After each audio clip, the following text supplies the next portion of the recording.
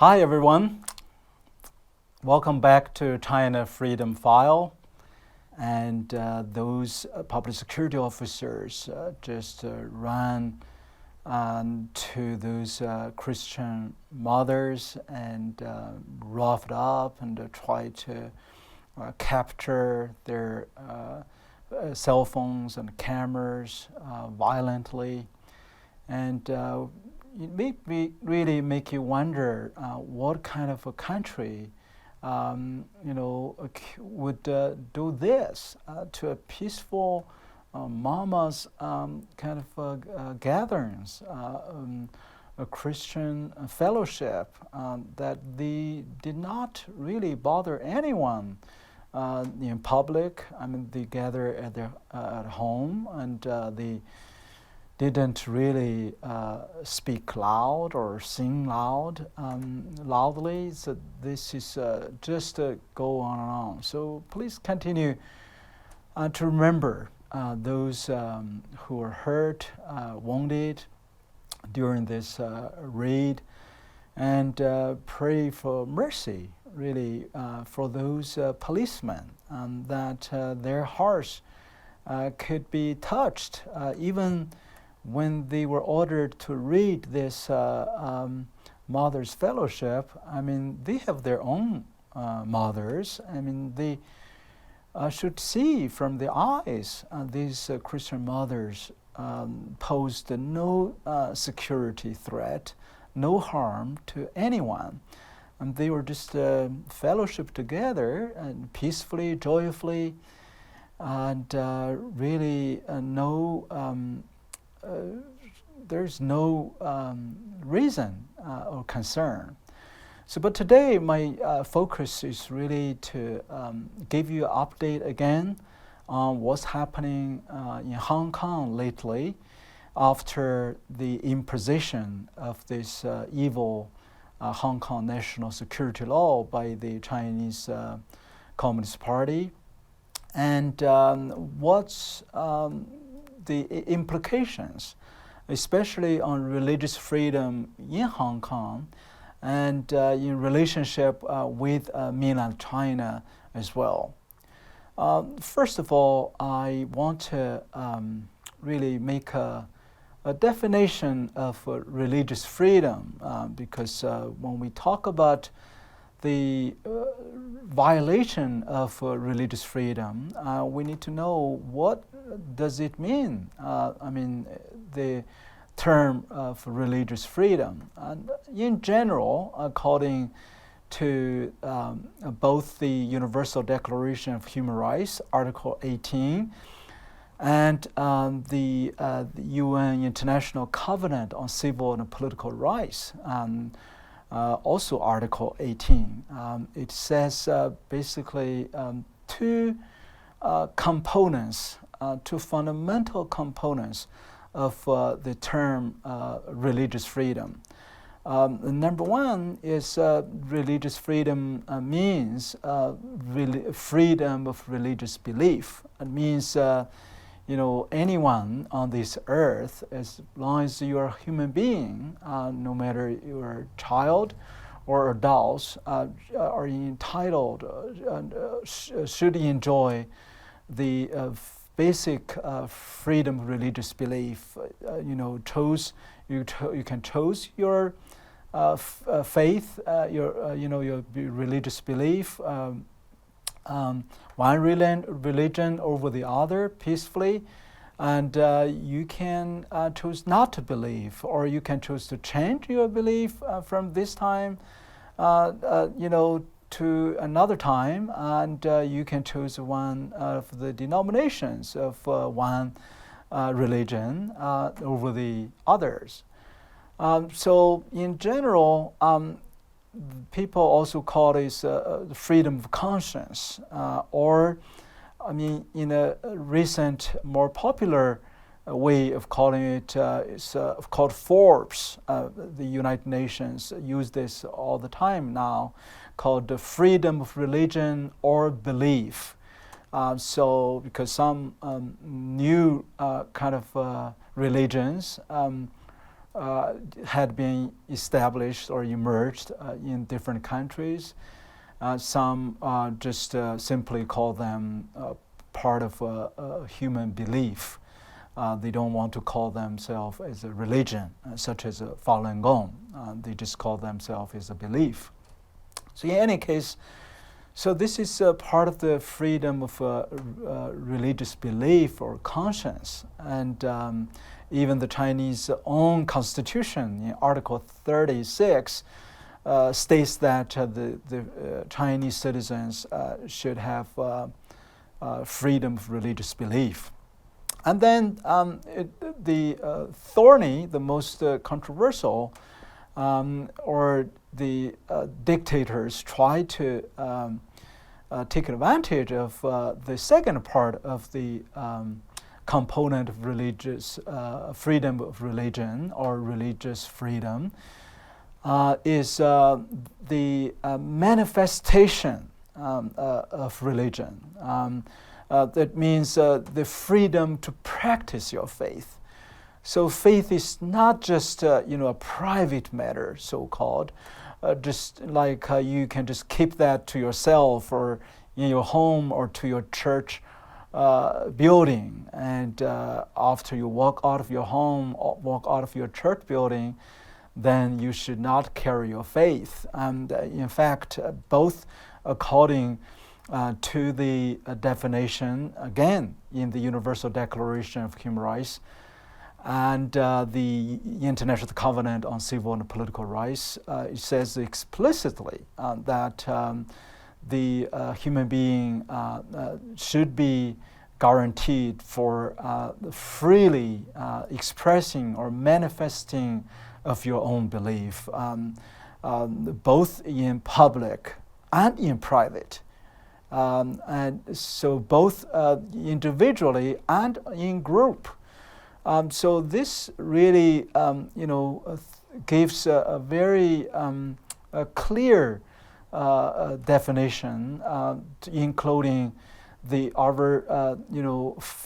faith. As long as you practice your faith in a peaceful manner, and you should enjoy that religious freedom. And certainly the word peacefully is very meaningful, and you can't just, in the name of your religion or religious belief or any belief, to commit criminal activities. And you can't, in the name of anything, to actually commit criminal activities, right?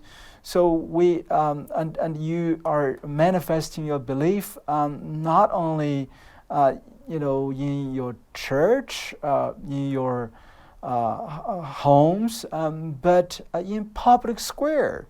So the very notion said, a naked public square means the freedom from religion. It's a very kind of modern, almost atheistic or secularized idea, try to drive out religion from public square, and especially for Christian faith.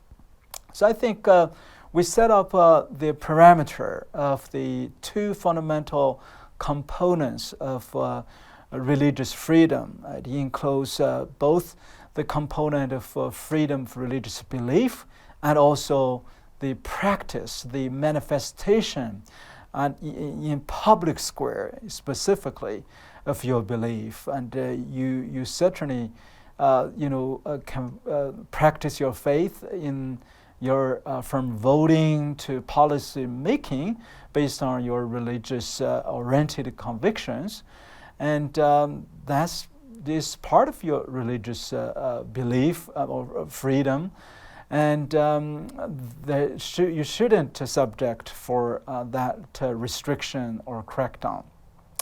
Now we need to come to what's happening in Hong Kong after the imposition of this brutal national security law in Hong Kong in July 1st. And we already learned in the past a couple months since the July 1st, many hundreds of arbitrary arrest, indictment in the name of the national security law, namely when you are accused of engaging secessionism, like separation of Hong Kong from mainland China, and the terrorism means protesters, or subversion of state power if you engage a peaceful referendum, or even the denouncing the Hong Kong chief executive, that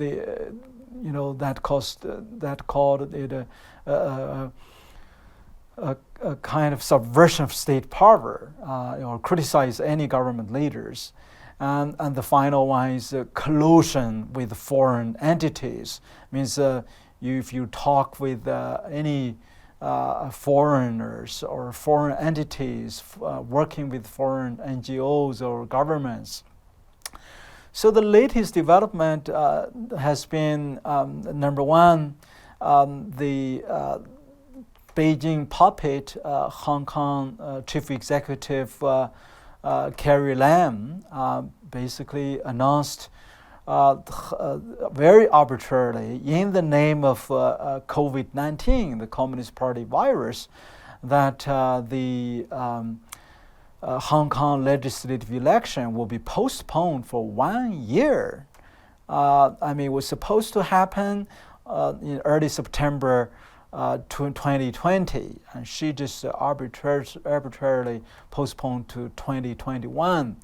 And this is certainly a deliberate effort try to sabotage the opportunities for the pan-democracy candidates to win a majority of the election if it happens today or in September.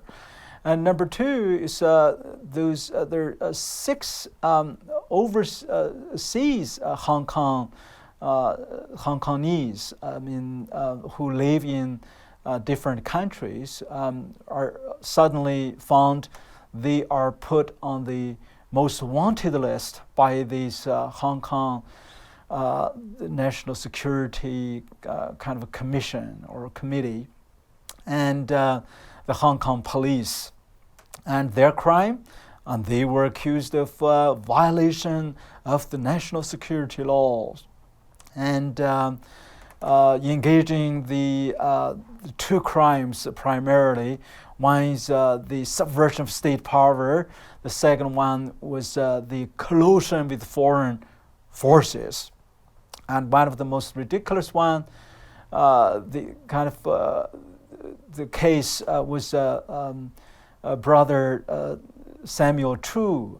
Samuel Chu was born in Hong Kong, but had immigrated to California for many years. In fact, he had been an American citizen for over 25 years, and yet he was found on the Hong Kong's most wanted list for colluding with the American government.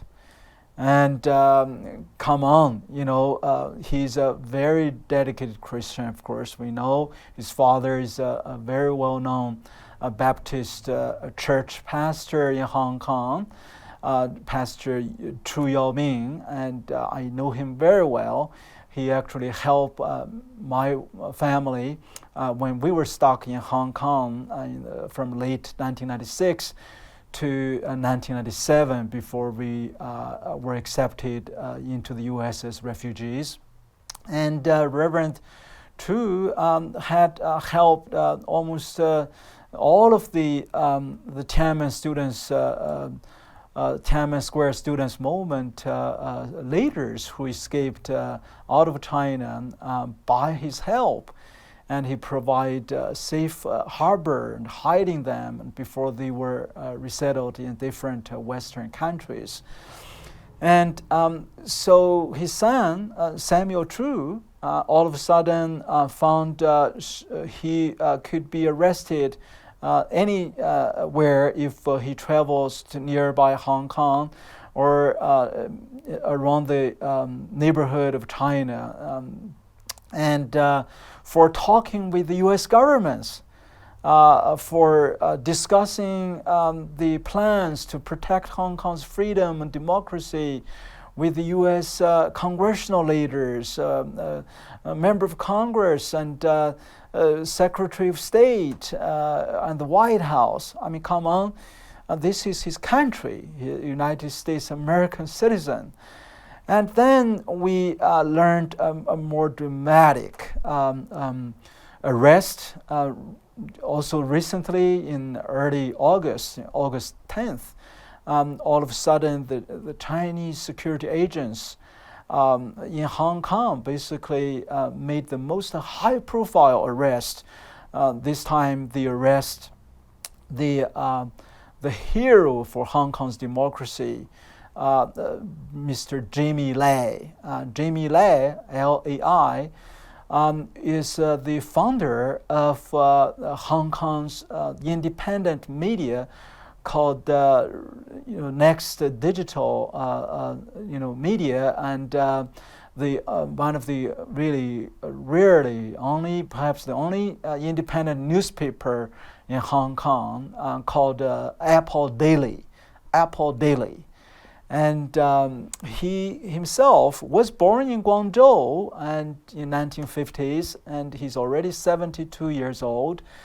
When he was 7-year-old, his father escaped to Hong Kong from Guangzhou to seek for really a living because of the Communist Party, Chairman Mao's miserable policies.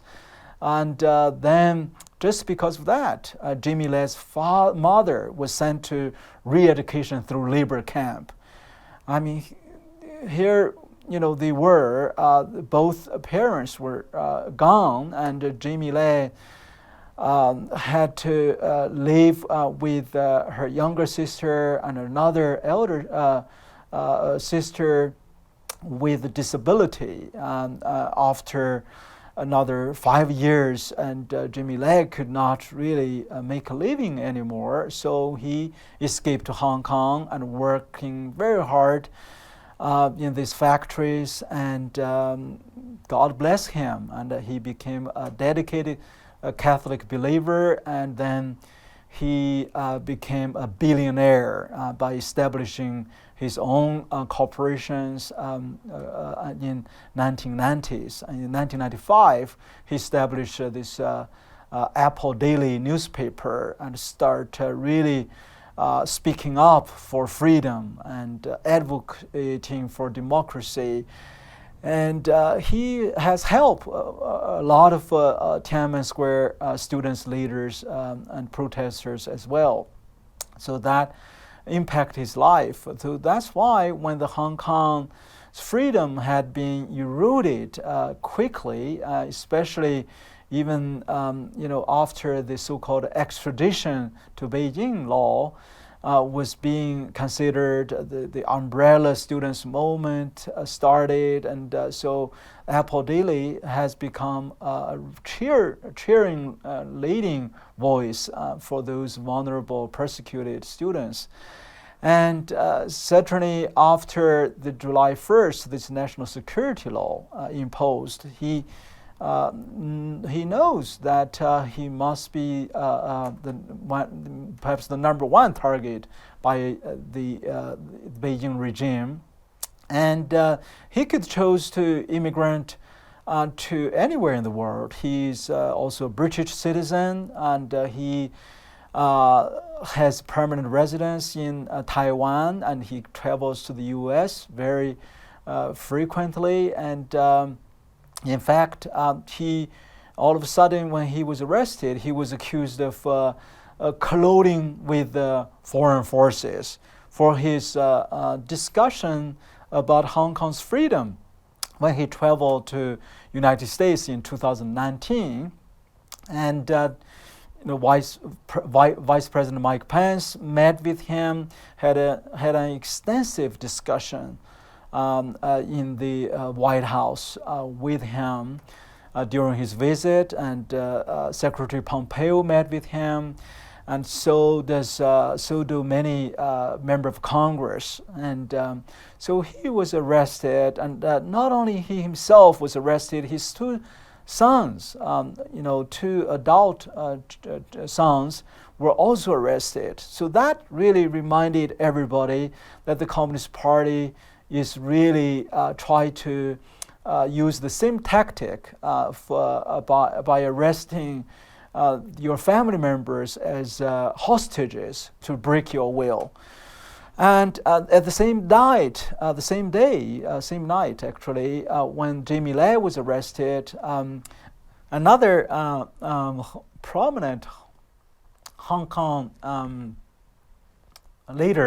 students leader, 23-year-old leader Agnes Cho, she was also arrested.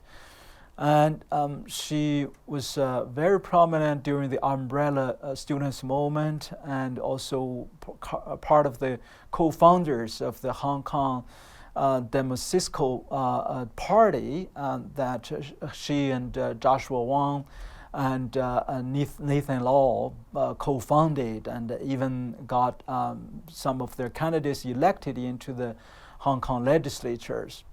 And 4 other executives of Apple Daily were also arrested. So the same night, 10 kind of freedom fighters were arrested. And Jimmy Lai and Agnes Cho, they're both Christians, and as well as another Hong Kong democracy leader, Martin Lee, who is 82 years old. He was also arrested a few months ago. And he's also a very dedicated Catholic believers too. And one of my friends, a University of Hong Kong professor of law school, Benny Tai, was also fired after serving prison for organizing kind of in theoretical support of the Hong Kong protest. So, these are these arbitrary arrests in the name of this so-called national security law shows the very evil nature of this campaign.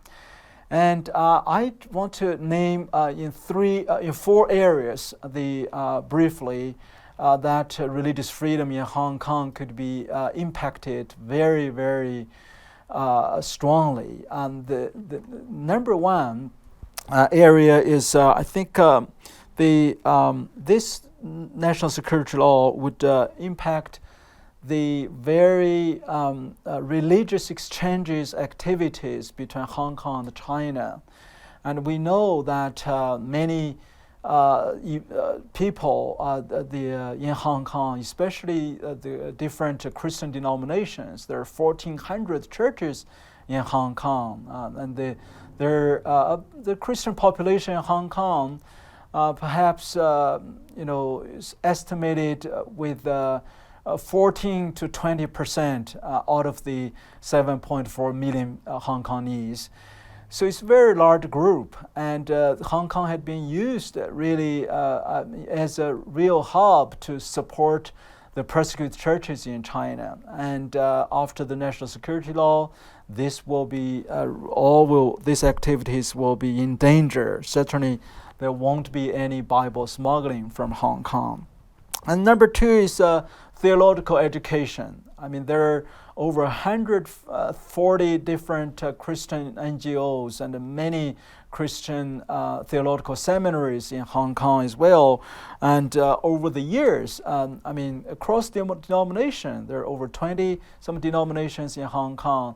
Those almost every denomination or every seminaries in Hong Kong and every churches of this 1,400 had been engaging one way or another in supporting the theological education activities, in support both the house churches. Some chose to be working with government-sanctioned churches. So with this national security law, these things are going to be in jeopardy. Number 3 is the charity work. And many of these denominations, perhaps most known, like from Methodist and the Lutheran churches, I mean, they had been engaging very, very actively on charitable work in China. I mean, but now with the national security law, if you are founding clothing with foreigners, because these denominations are international, they receive funding from the headquarters, from London, from Washington, D.C., from St. Louis, from Africa even. And all of a sudden, they will be found as clothing with the foreign forces and channel funding to China. That could be a very dangerous thing. And finally, the last thing that I want to mention in particular is the for religious freedom for the foreigners in Hong Kong. I mean, Hong Kong, there out of the 7.4 million people in Hong Kong, at least 5% are foreigners. This is like 400,000 people are foreigners living in Hong Kong, and many of them have religious faith. The Filipinos, there are over 110,000 Filipinos. Most of them are dedicated Catholics. And there are over 85,000 Americans. There are over 40,000 Britons. And certainly there are several million who holds the BNO, the British overseas citizens, nationals. And so they are all in jeopardy, I think, because when you are found in supporting or fellowship and with those protesters in Hong Kong, you certainly will be in danger. So I just want to kind of use this time to ask all of you to continue to remember those who are in bond and those who are in danger, actually, in Hong Kong, and to pray for them, to, if you have friends over there, remind them what's happening and what's going to happen, and to also support them in any way that we can find. And thank you very much for your attention. I mean, God continue to bless you.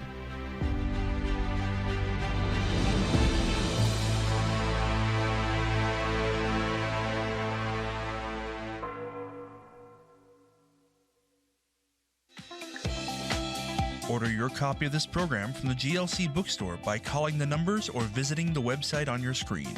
Please include the program number when ordering.